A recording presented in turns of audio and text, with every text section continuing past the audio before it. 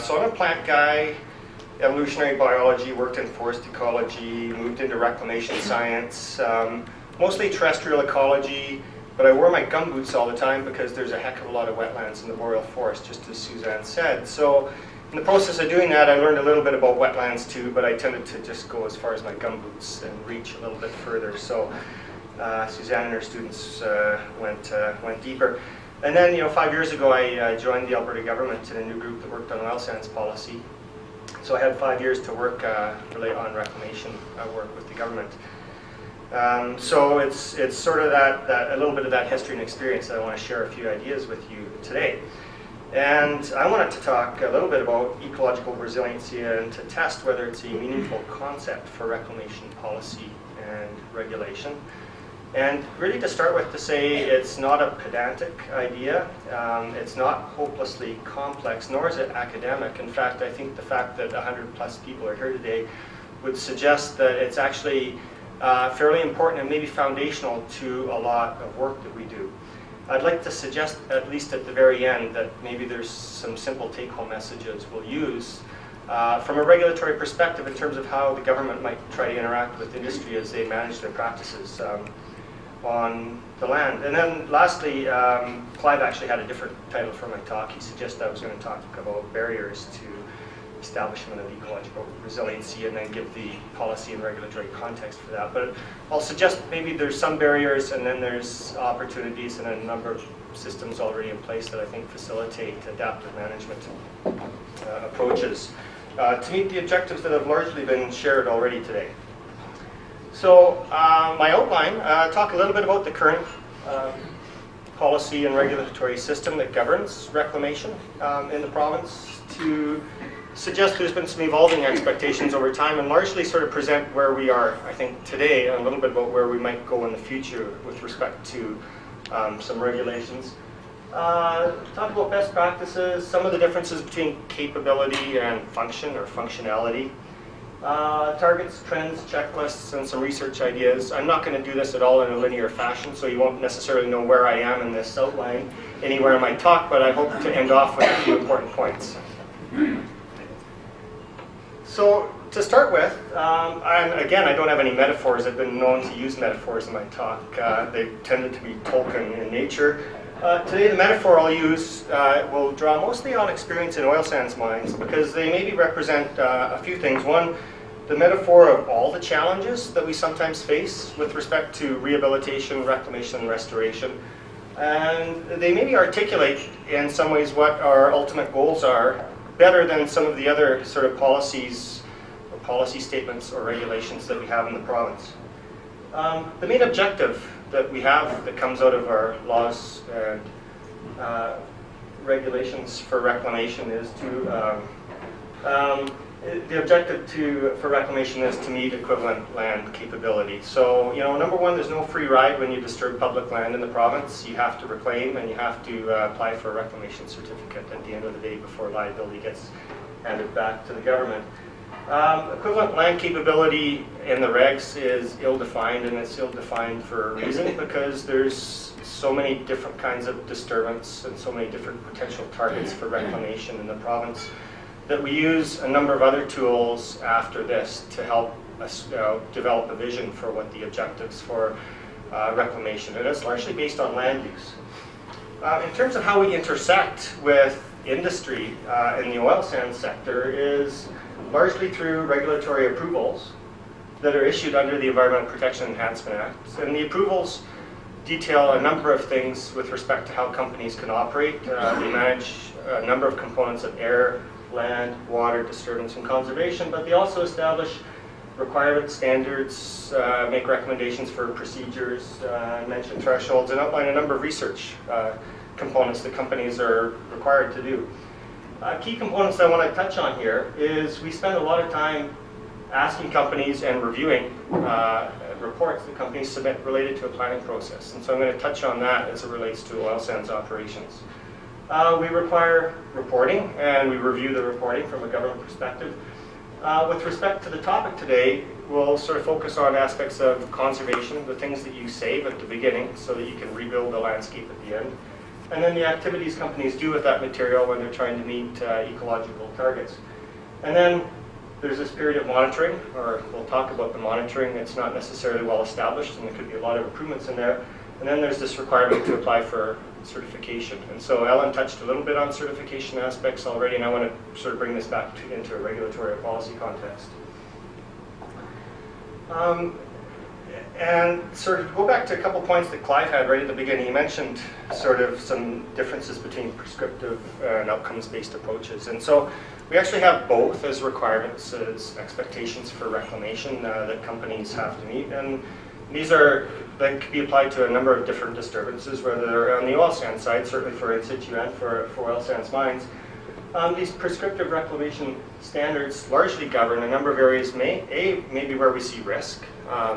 There's prescriptive standards in particular that have been established in the last few years with respect to tailings, and they're outlined in Directive 74, and they've resulted in a number of changes associated with tailings operations in the province. And then we're quite prescriptive over a number of aspects as it relates to soil salvage, soil storage, soil placement. So, you know, changes in the last few years, requirements that we, expectations for salvage of all upland surface soils, because the majority of the, in the case of the mine sites, are in fact underlain by wetlands, and the majority of the reclamation tends to be terrestrial in nature. And interestingly, the majority of the initial disturbance 40 years in advance of reclamation tends to be on the terrestrial part of the landscape, and we haven't salvaged any of that material historically, and we use peat-based materials for it. So there's been more effort put in place to direct salvage of upland surface soils, to salvage soils and store them as part of separate lifts, whether they're surface or subsurface soils. There's been a number of changes with respect to the requirements for placement of soils. And this has partly been to build a buffer into the system, to increase water holding capacity, to create a greater separation between the surface soil that you want to establish your vegetation in and the subsurface environment landform, which might be a sodic overburden, it might be a tailings that's high in salinity, or it might be a fairly high quality material which requires only a shallow cap. And it's prescriptive in that prescriptive ones are easy to measure. Typically, you can go dig a soil pit and say, did you put enough soil in there? And we require 1.5 meters of soil, and if there's not 1.5 meters of soil, technically you might be out of compliance, and you could require somebody to go in and do that. It's much harder to sort of measure, to test whether you've met outcomes-based reclamation requirements. And we have some revegetation requirements that are prescriptive too, but I won't really touch on those right now. And then we have these objective-based performance measures, which are really policy statements written into regulatory approvals, and these have already been touched on. And they're articulated well in oil sands mine approvals. They're implicit in expectations for oil sands in situ facilities for a fairly significant amount of their footprint, and the functional component would be implicit on the majority of reclamation of public lands in the province. In this case, that we expect reclaimed lands to have reclaimed soils and landforms that are capable of supporting self-sustaining locally common boreal forest. And so that's a fundamental statement that identifies an outcome, and you can look at a variety of reference material to suggest we actually know what that looks like. If it's a terrestrial part of the landscape or a wetland part of the landscape, there's enough either observational science already in place that can begin to describe what a self-sustaining locally common boreal forest might be. I'm going to touch on this a little bit again with respect to what some criteria would be for this. Our expectation, and Elisa touched on this, landforms have self-sustaining and integrated surface drainage, and landforms have natural appearance characteristic of the region. So these are put in partly to help define, in the case of where you're reconstructing landforms in landscapes, that they're done so in a context that can meet end land use at the end of the day. We would argue and suggest that some components of these, we lack tools. There's some guidance that can be made, and companies have certainly moved in a direction of trying to build in natural appearance, build in more integrated surface drainage or so on, but from a regulatory perspective, it's difficult, if I were an inspector, to go out and look at a landscape with my clipboard to decide whether something was naturally appearing or not. And so, you know, one of the areas that we've worked with a few companies, BGC Engineering and Alyssa and Gordon McKenna and a few others on, is can we define natural appearance? Can we use semi-quantitative measures to identify what might or may not be naturally occurring. And then, so you've actually already seen this, but I'm going to do it with a slightly different context. I want to sort of suggest how government intersects with industry to define equivalent capability and set end land use goals, and then set expectations for companies to meet those. And we intersect companies in a variety of levels that begin at an application stage or a review of a closure plan or a closure and reclamation plan, to a number of activities that companies do in the middle of the process, whether they're placing soils, whether they're planting trees, or whether we go out with a team of inspectors and specialists at the end of the day to determine whether it's met those goals and the land can be certified or not. So if we start right at the front end, there's a lot of effort put in this province on asking companies to submit plans and to review plans, and those plans change. They change regularly over time because these operations occur over long periods of time and technologies change. So they're conceptual in nature. They tend to refer to a schedule of activities that will happen that revolve around development, conservation and reclamation. So a closure plan itself will talk about activities that relate to conserving physical and biotic features of the landscape to help redevelop it later on. Concepts of how you're going to build landforms, what kind of placement of soils, and where you're going to place them, how much, where you're going to store them over time, so we can look at banked material and understand whether there's a risk management approach to meeting objectives for reclamation that's not going to happen until 30 years in the future. Approaches for revegetation, a biodiversity plan, wetland plans, etc. So we spend a lot of time reviewing these. And then you expect them to be implemented on the ground.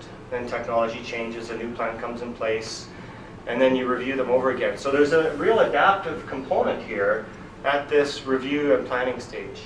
It's sometimes hard to regulate an operation that occurs over 30 or 40 or even longer years. What's interesting, within the last year, we had 7 closure plans, or well, 6 closure plans and 1 updated project application come into the government.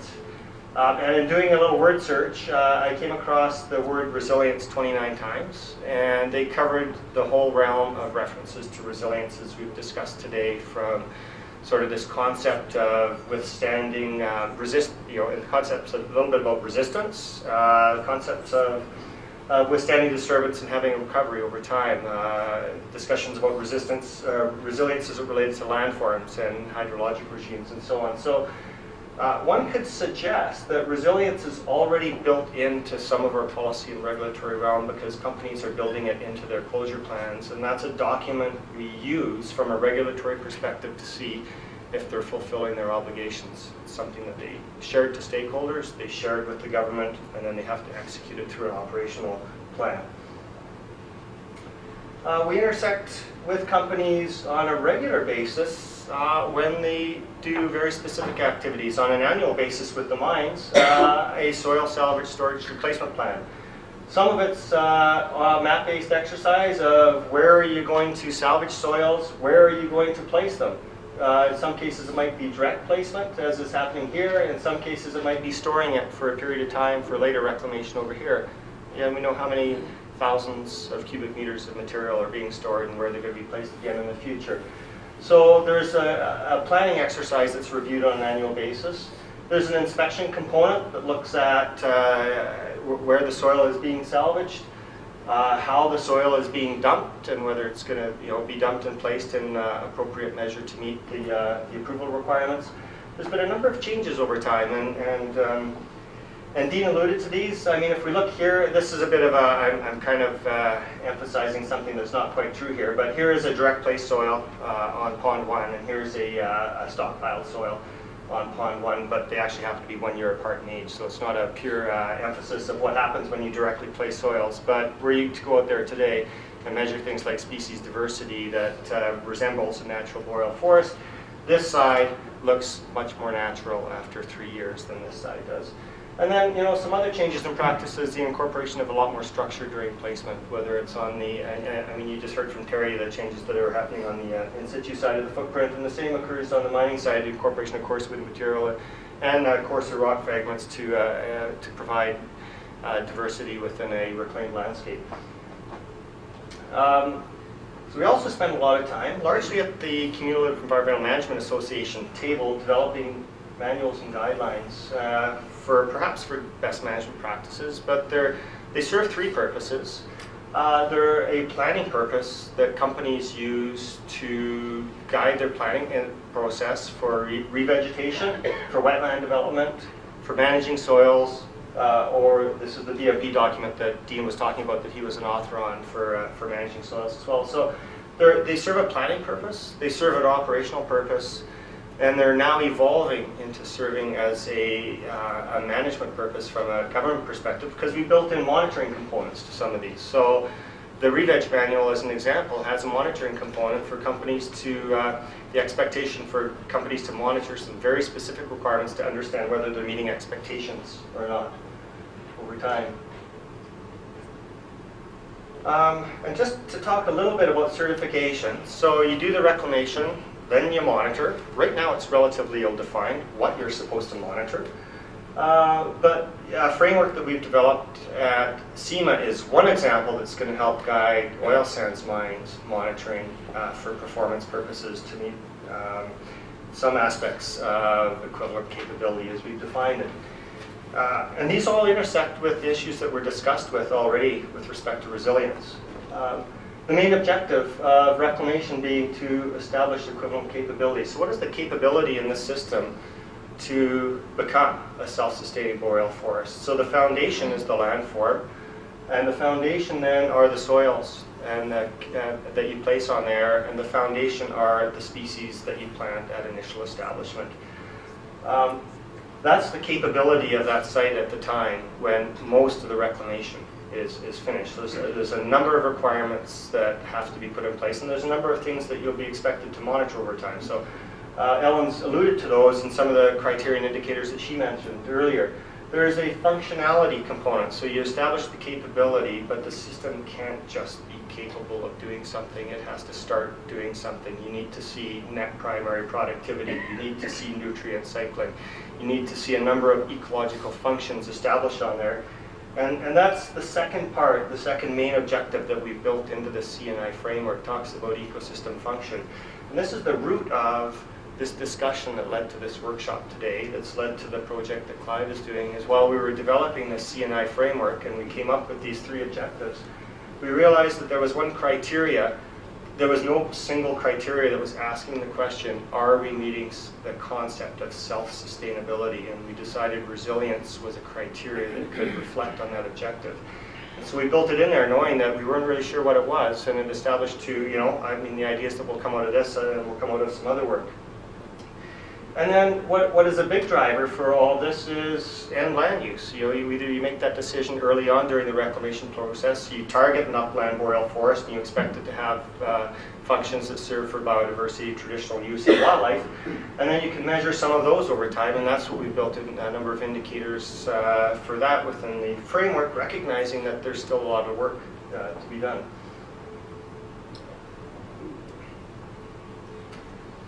What's interesting is that part of the talk was relatively easy, and the next part is a little more challenging because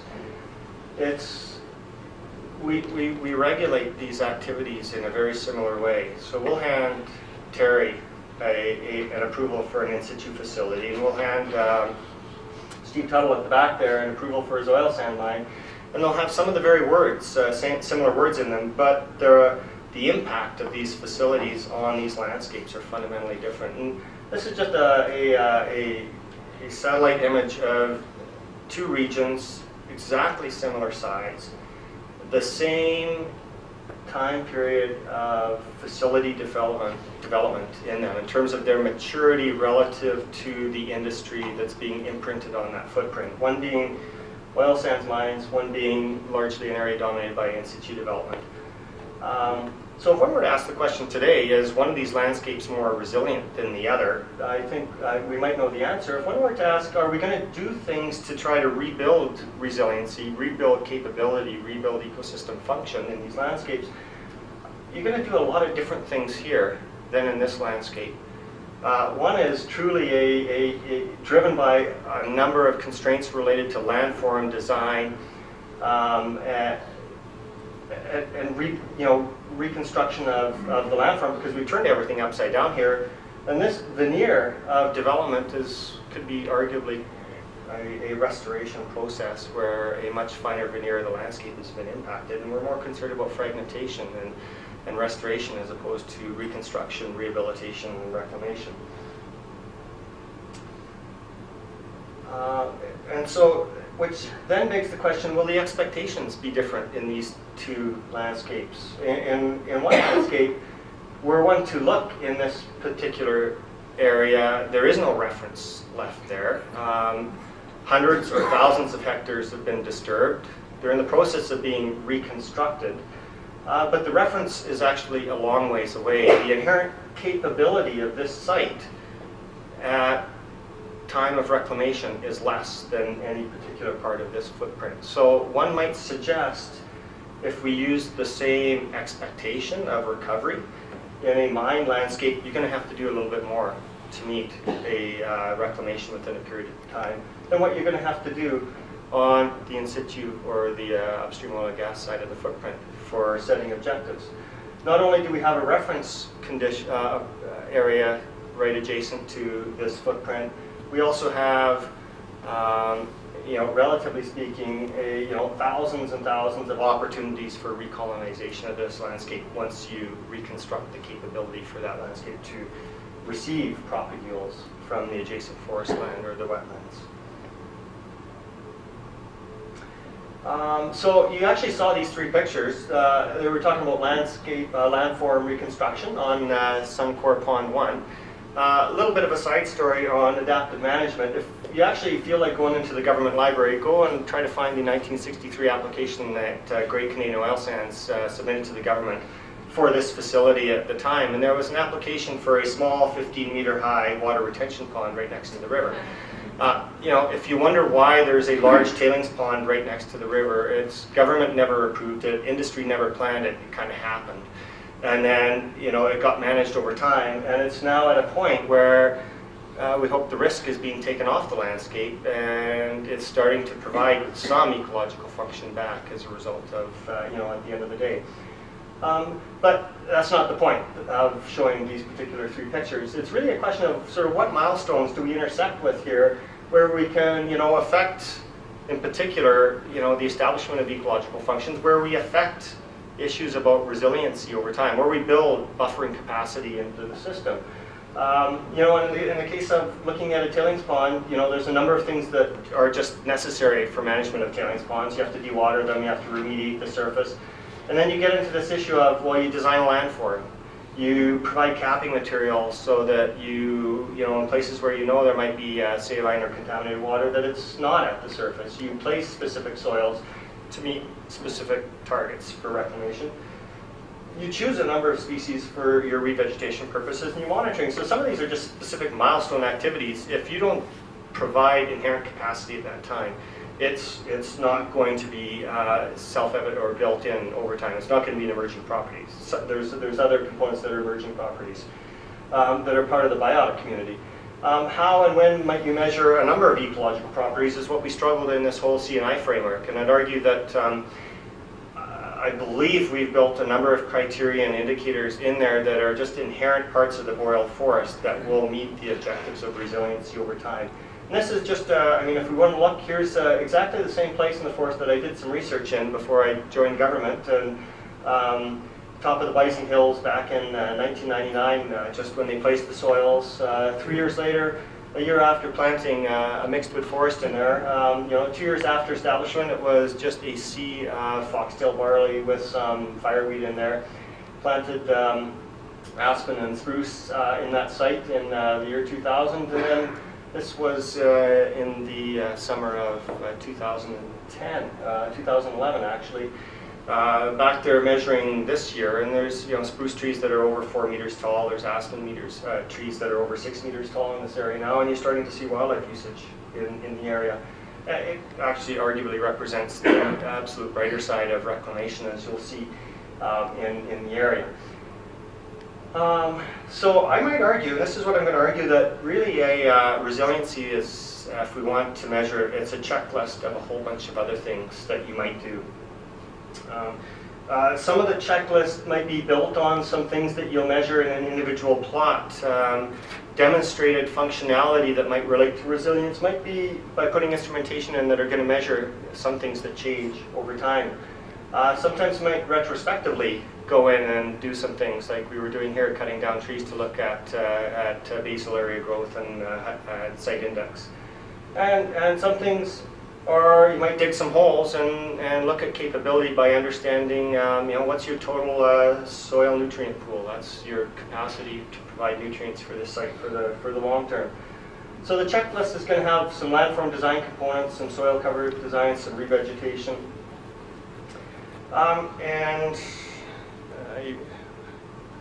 Yeah, okay, I'm on my way there. And I think, I need a comic.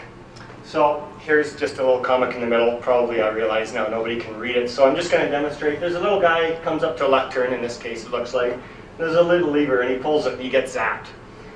And then he's sitting here with a question mark on it. And so there's what a normal person will do and what a scientist will do. A normal person says, gee, I guess I shouldn't do that. That's a pretty simple thing. There's some simple things we learn in life and you can use those to help guide decisions we make in the future. And the scientist says, well, I wonder if that happens every time, and he pulls it again.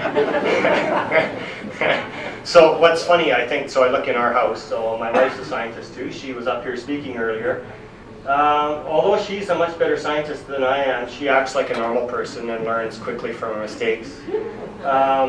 Me being sometimes a little bit more the normal person pursues, and I don't ask the question, I wonder if that happens every time. I would ask the question is, I wonder if it hurts more or less the next time I do it. So I'm the one who sticks my hand in the boiling water to see if it's boiling. Sorry, digress. The point being, I think in all of this, we have to be careful that this, some very fundamental concepts of trying to manage boreal forest, that we don't get overly complex, like this particular equation that tries to explain some components of the unified theory of biodiversity. But we have to give Pete here some tools so that he doesn't just go with a checklist and feel all by himself trying to decide what's resilient and what's not. So how do we, what are some key components? And I think we need to build these or maintain them in a sort of policy and regulatory context. And number one, establish targets based on natural systems. So it's not just a question of whether you have resilience in there or not. The boreal forest inherently has its own capacity of resilience, whether it's a wetland or an upland forest, and that's going to be different than some other kind of forest or some other kind of ecosystem somewhere else. So by establishing targets based on natural systems, we're going to have the potential to establish resilience that's compatible with boreal forest ecosystems. And there's both a form and a function component to that. And just an example, here's an example. This is a picture board from the NATE website, but it's a change in the way it might use to establish reclamation targets in boreal ecosystems. And it's a wetland, it's a peatland reclamation experiment in the middle of a peatland. So why not try that and see if, in fact, this system will inherently self-replicate itself over time, being a peatland in the middle of a peatland. You already heard this, design landforms to sustain natural geomorphic processes. So this is certainly some work that Golder has been doing in the province, and it's some fundamental work that BGC Engineering has been leading in the province. Natural appearance and hydrological regime. What I will suggest is, while we can talk about this, we lack some tools that enable either some companies to plan and operate towards this, but we certainly lack tools that enable regulators to measure success or failure in this context. And so it's something that was a legacy that I wanted to work on when I was still with government, and maybe it's something that somebody else will continue on. We've heard a lot about BMPs for soils. Some of these are prescriptive, some of them are objective-based, but certainly, ensure that a valuable total nutrient pool is there to sustain more than one generation of the forest, to reestablish nutrient cycling, which is fundamental in soil organisms. And anyone who goes to any conferences in Europe will realize that 5 generations of harvesting forests, there's one fundamental piece that's missing, and that's the dead bodies. And so it's really important to have coarse-grained material in forests. Foresters have learned it. We need to learn this in a reclamation context and build it into our normal practices. One slide for biodiversity. This could be the whole talk. What I'd like to suggest, though, is the challenges for biodiversity especially on the mineable side, are to expend more energy establishing more species early on to give some inertia to these systems. The efforts that Terry, that we heard with respect to the in situ side are slightly different. They tend to be restoring features that seem to have resistance to re-establishing themselves as boreal forests. And it's a different process, but fundamentally, some of them are landscape level processes, and some of the things that we just simply have to establish at a stand level. And we heard a little bit about minimizing disturbance. That's where one of the changes in the in situ side of the industry is going. Certainly, we hear a lot about progressive reclamation. The fact is, there's certainly a much more effort can be put in here to better understand, in particular, how mines can operate to facilitate progressive reclamation, so that when 100% of the bitumen has been removed, more than 35% of the footprint can be reclaimed. Certainly we've seen this evidence of land disturbance limits are going to form part of our regional planning process. And we've learned a lot in the scientific literature that legacies are important parts of secondary succession. The legacy might be a seed bank, the legacy can be a propagule bank in the form of roots and rhizomes. The legacy is certainly dead wood, whether it's standing or it's fallen, and using those as fundamental processes to maintain diversity as a buffer for resilience is really important. And then really to end on the last point, and it's the exact same point that Ellen ended her talk on, and although we live in the same house, we did this independently from one another. Really, you know, a key research question that one can ask and test for understanding whether some of the types of reclamation practices we use today are imparting resilience is to use what we see as the biggest fundamental disturbance factor in the boreal forest from a natural perspective, to test it on some of the reclamation areas and to see what returns, whether it's on the mine reclamation or in situ side.